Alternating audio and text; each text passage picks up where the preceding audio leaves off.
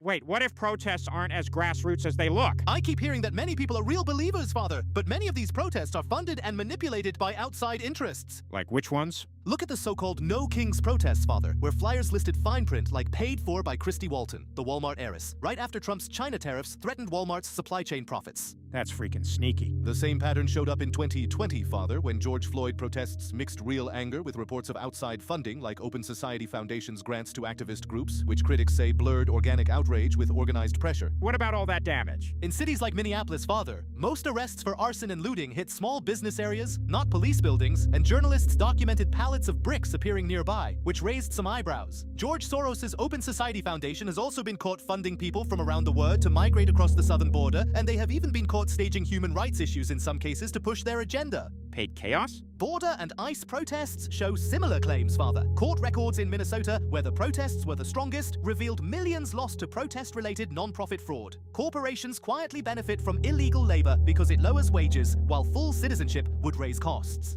On the right, critics note ICE raids can be performative and are better at driving division than being effective. Trump deported about 1.5 million people in his first term and is set to do slightly better this term, while Obama, Bush, and Clinton each deported roughly 4 to 13 million. What about January 6th? January 6th had sincere protesters, but later filings showed over 270 federal agents present. There are also forensic reports tracing a pipe bomb back to a Capitol police officer. These are known as agent provocateurs, and they are used to incite violence and set people up to get busted. Many report that the Capitol Police let the protesters in with little to no resistance, and there are reports that Nancy Pelosi called off the National Guard in an attempt to let the situation worsen.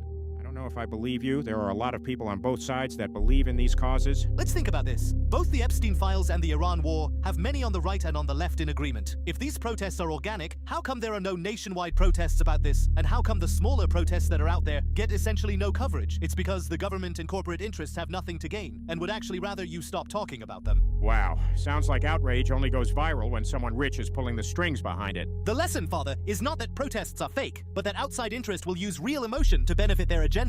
Are you noticing yet? Follow the Griffin Intelligence Agency for more.